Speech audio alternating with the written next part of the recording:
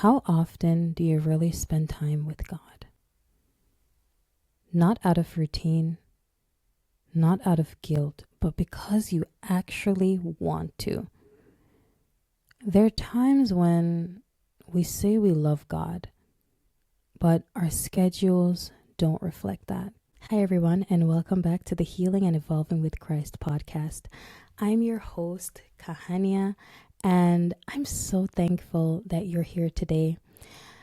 In the last episode, we talked about checking in with God, becoming more aware of how connected or disconnected you are with God. But today we're going in a little bit deeper. We're talking about how often you spend time with God and what that time with God really looks like. So spending time with God. Now, when it comes down to spending time with God, it really isn't about how much time you spend with Him or how long you read your Bible for, how long you really even pray for. It's about how long you're actually being vulnerable with Him, opening up to Him and showing Him the true you, because you can sit there and you can pray for hours, and at the end of it all, you really were not being authentic with God. And you have to think about it. If you're not being authentic with God, then did you really spend time with Him? If you weren't showing your true self, were you even really spending time with Him? So one of the first things that I want to talk about is when time with God becomes a routine. Now, there are many of us that we have gotten into the whole aesthetic routine that you see on Instagram and you see on TikTok. And honestly, many of those reels and those things that you see, it really doesn't show an authentic relationship with God. It's just a routine. You wake up, you make some matcha, you make some coffee, and then you sit and you read your Bible for a little bit. You pray for 2 seconds, and then that's it. And then you get up and you do that every single day. Now, what if you had a friend, a physical friend? Because God is our friend, but many times because we cannot see Him, we end up treating Him like a routine, like another thing that we have to check off of our list. And it's just so funny, because if we had a friend that was right there with us, we would not make a routine.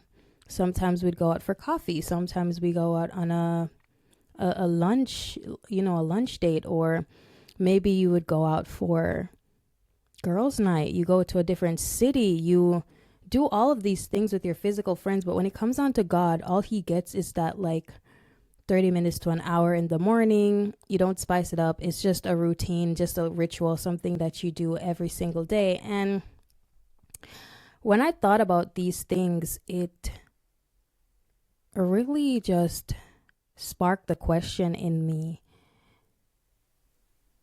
is God really enjoying the time? Because remember, when you're spending time with someone, it's not just about you alone. It's about you and this other person. So I was wondering, is God even enjoying the time that we're spending together? And that's the part that we all miss. We don't ask God, what should I do today? What do you want us to do today? Should I pray today? Should I sit in silence today so I can hear your voice? Nobody really does that. And we don't sit in a place where we can properly seek God. And then when things go wrong in our life, we find ourselves lashing out at God, God, how could you let this happen? How could you do this to me, and all of that? And one of the characters in the Bible that really spent a lot of his time with God was David. And I remember in Psalm 63 verse 1, it says, "Oh God, you are my God. Earnestly I seek you. My soul thirsts for you." David's time with God was not mechanical. It came from longing. He wasn't chasing this feeling. He was chasing God's presence. And there are many times when we do this whole routine, and God will allow you to go through the routine. He won't disturb you. He will respect your decision. But we go through this routine and we feel empty inside. That is an indication that you really didn't take the time to bask in the presence of God. You really didn't take the time to build that relationship with God in the secret place. And one of the other points that I want to talk about, which is point number 2, is learning to be present with God. Now, when you're going through that 30-minute to an hour routine, it's pretty hard if you're thinking about the time to really sit and spend time with God. Just think about it. If you had a friend and this friend, this friend comes to spend time with you, especially after a long time, because some of us, we're so busy in the week that we only get like a small window to spend time with God in our day. So that person is thinking about the time, they're rushing everything, and they're just like, oh my gosh, yeah, I only have 30 minutes to spend with you. And you have so much to tell them. Or they just come and they dump all this information on you and they don't wait for you to even respond. How are you going to feel about that? You're going to say, wow, this person is a terrible friend. And that's what we do to God. We don't learn to be present with him. We tell him all of our struggles, all of our problems, and we don't wait for a response. And then we cry and we're like, oh my gosh, I didn't hear anything from God, because you were not present with him. You literally came, dumped all this information, and then you got up and just left. So we really have to learn in this season to really be present with God, because it's not something that you can just get by, like just pass by. That is a prerequisite for a relationship with God. You have to learn to be present with him. You have to be there with him. And I think about Jesus, who would often withdraw from the crowds to be alone with his Father. And that's from Luke 5 verse 16.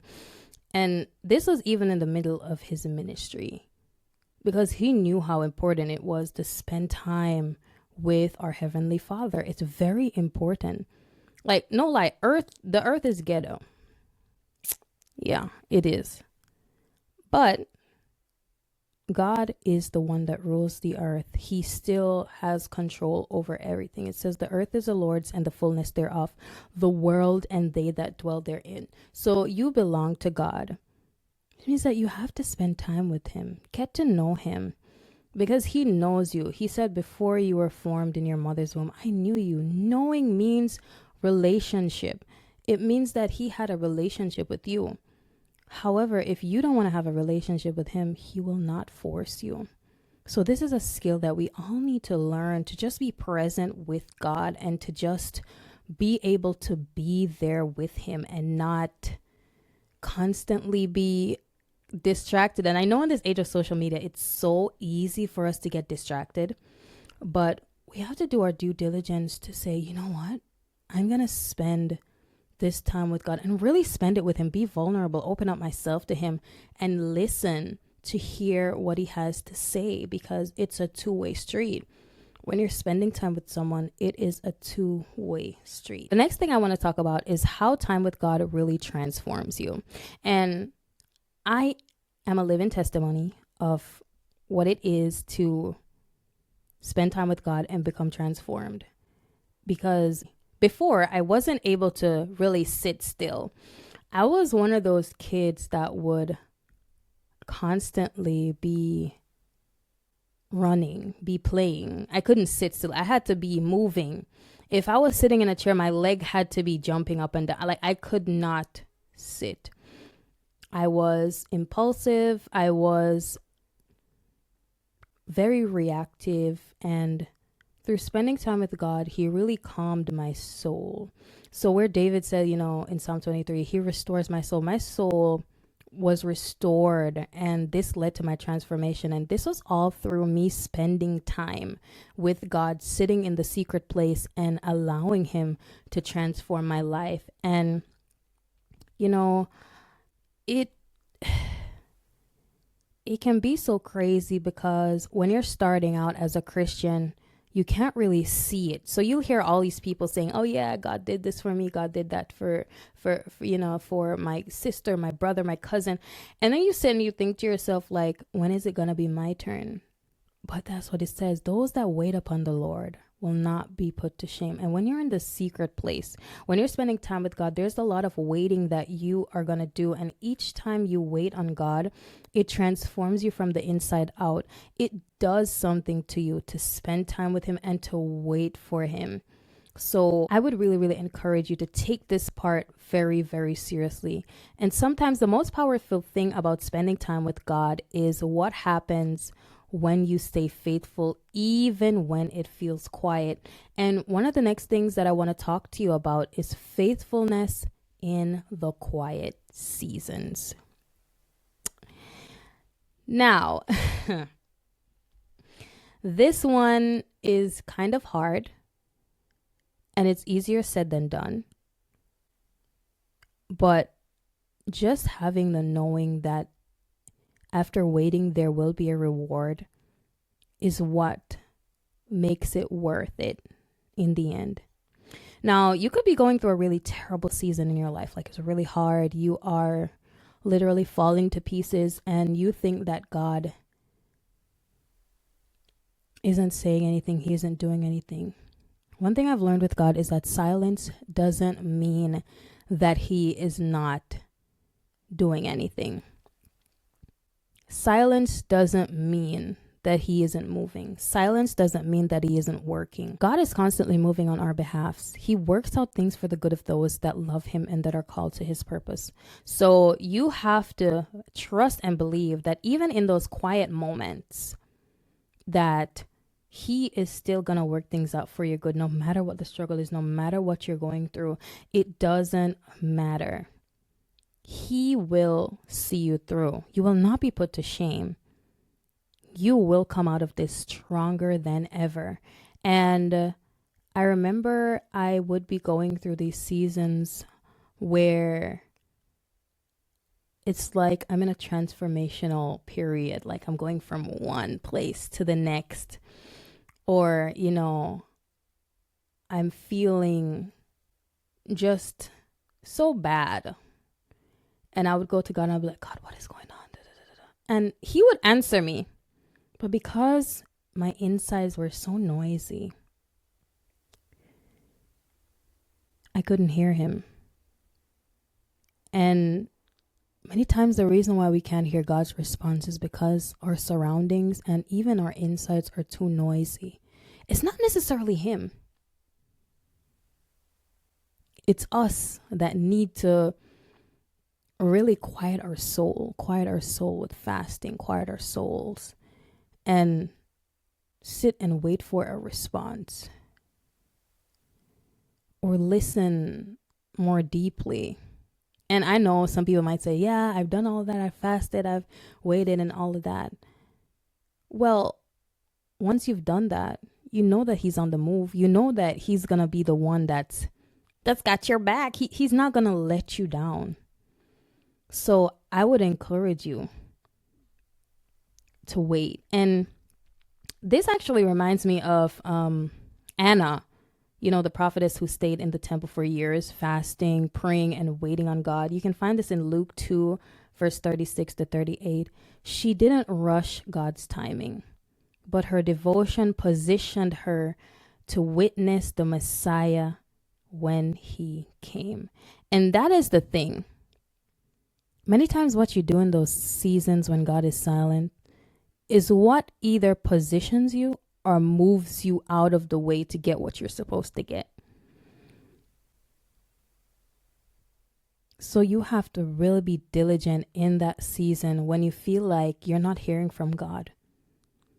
You have to make sure that you don't lose faith. You keep doing what you're doing. Keep doing the right thing. and he will see you through. So one of the key takeaways from today, and that I really want you to reflect on today, is how often do you spend time with God, and how often do you actually invite him in? How often do you do that? And know that he's not waiting for perfect prayers or even long prayers just for your willingness to show up. Showing up is so important. And many people, they lose what God has for them because they refuse to show up, because maybe they came one time and it didn't work out. But consistency, heaven honors consistency. God honors consistency. Spending time with God transforms you from the inside out, and it's not about time on the clock. It's about time in his presence. If today's episode touched you, then share it with someone who is trying to strengthen their walk with God. Follow the podcast. A new episode comes out every week. And you can also check out my devotional, 30 Days of Healing with the Holy Spirit, available now on Amazon. You have yourself a wonderful day. And remember, the more you spend time with God, the more you'll see his reflection in you. You are healing and evolving beautifully in Christ.